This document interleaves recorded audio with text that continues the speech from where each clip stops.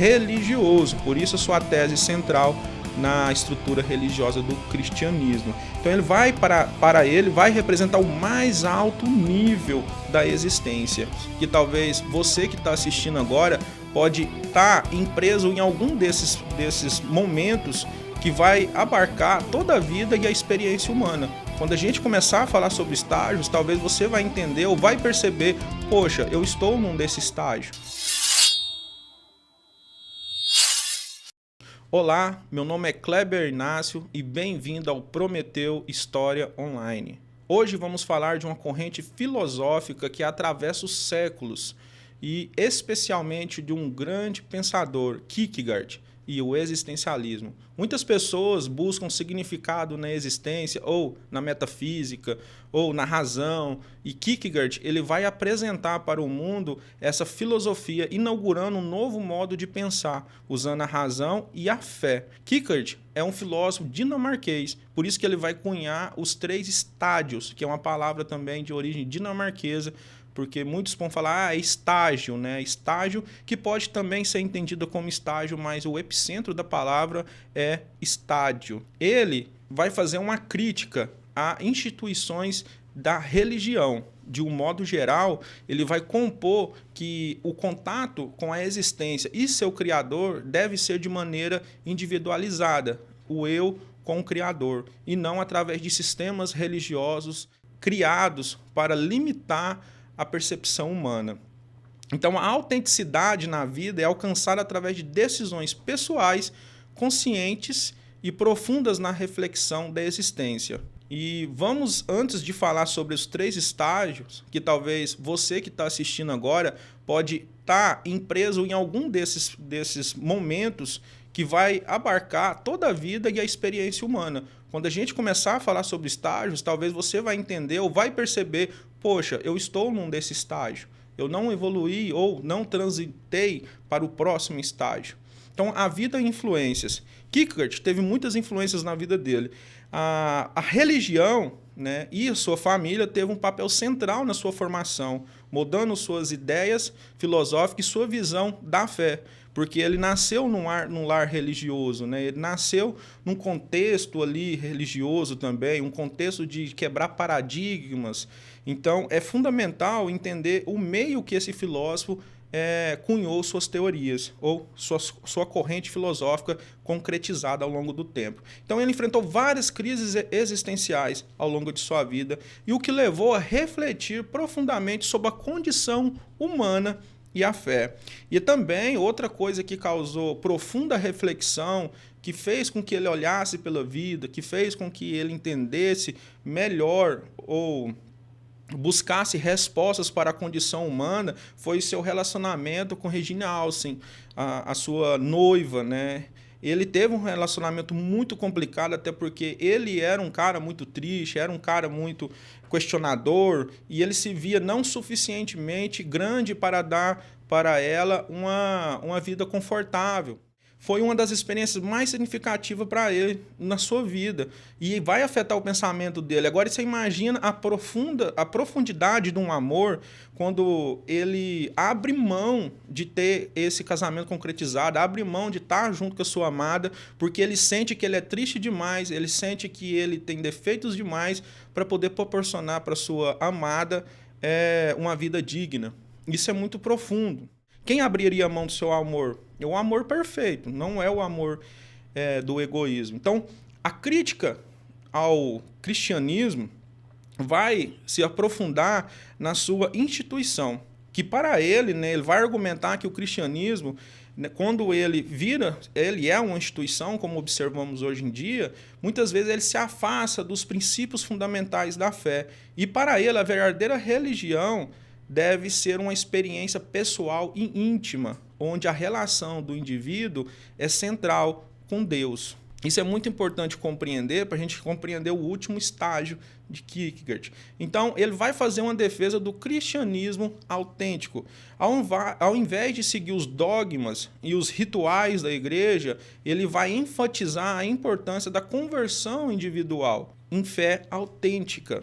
Ele acreditava que cada pessoa teve de encontrar seu próprio caminho. Cada pessoa tem que encontrar a sua caminhada com Deus, que não pode ser mediado por instituições ou tradições, mas assim a busca pessoal e apaixonada por significado. E aqui eu estou falando de Deus, mas pode ser, né, hoje na nossa modernidade, na nossa era de comunicações, pode ser aprofundado em quase todas as religiões. O importante aqui é a conexão com o sagrado, a conexão com o transcendente. Embora a sua tese, né, da sua corrente filosófica foque no cristianismo e a crítica da instituição do cristianismo, na nossa modernidade a gente pode dar novas interpretações, que para ele essa conexão com o sagrado é fundamental para ter uma vida mais autêntica, o salto da fé.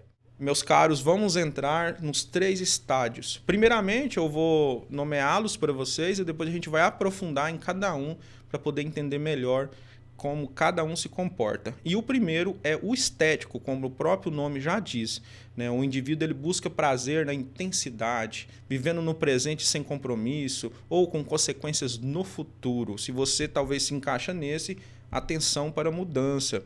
E o segundo é o ético.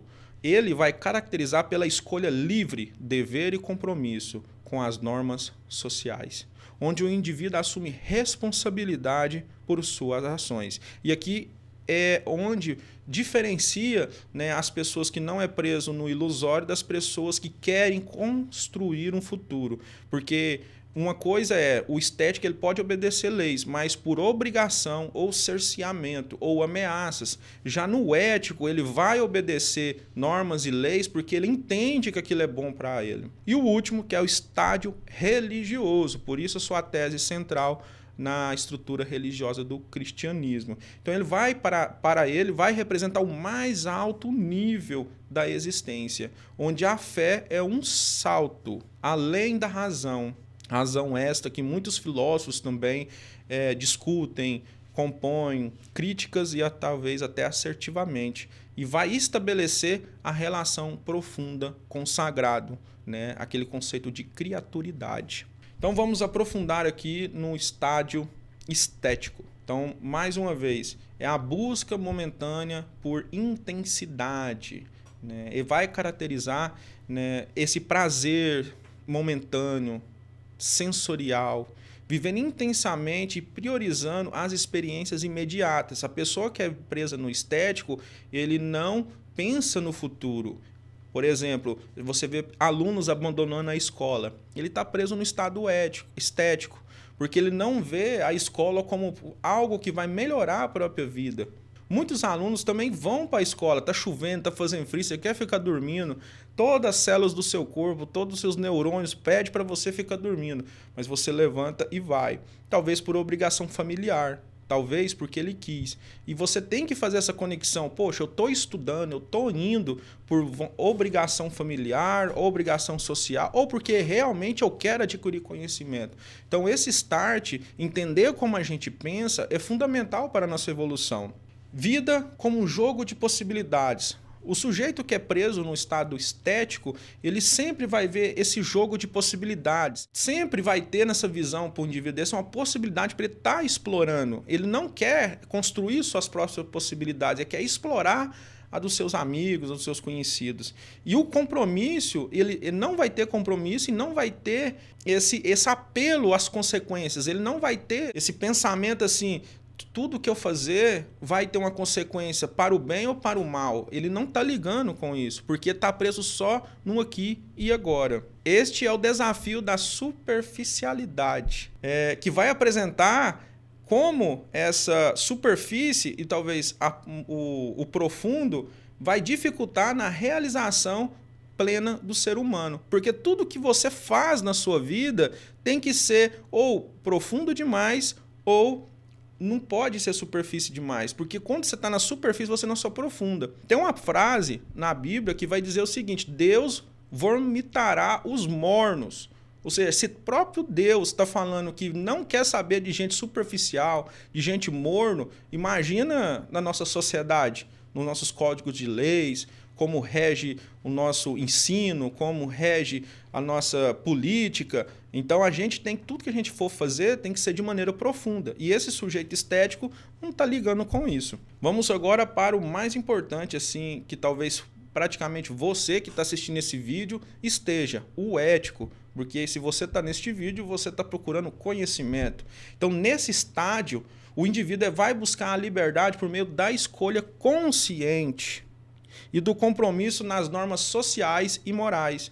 A transição do estado estético para o ético implica em reconhecer a sua responsabilidade pelas suas próprias ações, assumindo deveres e obrigações que moldam a vida e a sociedade. Você está estudando para quê? Para você ter uma formação de qualidade? Ou você entende que aquela formação ela vai melhorar a sua convivência, melhorar você como pessoa, para poder ter uma convivência melhor com os seus familiares e os seus indivíduos na sociedade. O ético é aquele que não vai fazer as coisas esperando retorno. Ele vai fazer as coisas porque tem que ser feito.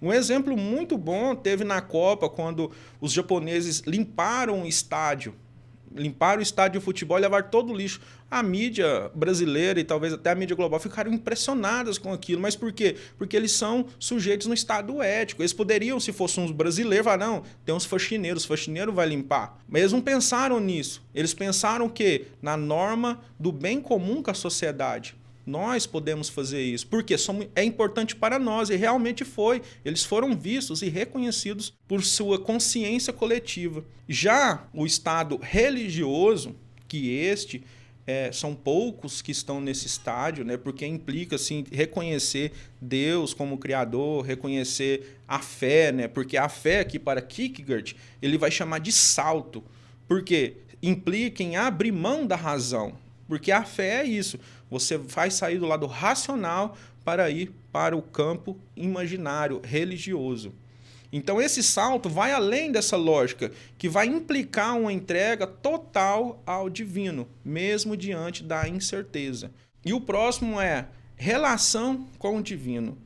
Neste nível, a busca por reconciliação e a relação direta com Deus, reconhecendo a importância da devoção e a crença nas ordens divinas. E o outro é a transcendência espiritual. É visto como o ápice da existência, onde se percebe a transcendência e a união do espírito humano com o sagrado. Porque para ele, o ser humano só vai ser completo se ele estiver em união com o sagrado.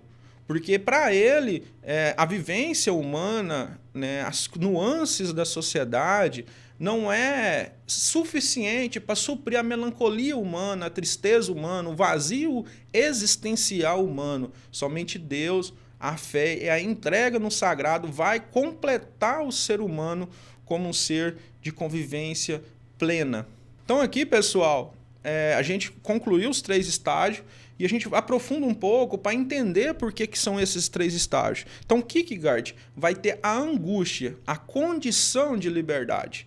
A angústia, para ele, é uma condição inerente à experiência humana, resultando na consciência das infinitas possibilidades que a existência vai te oferecer.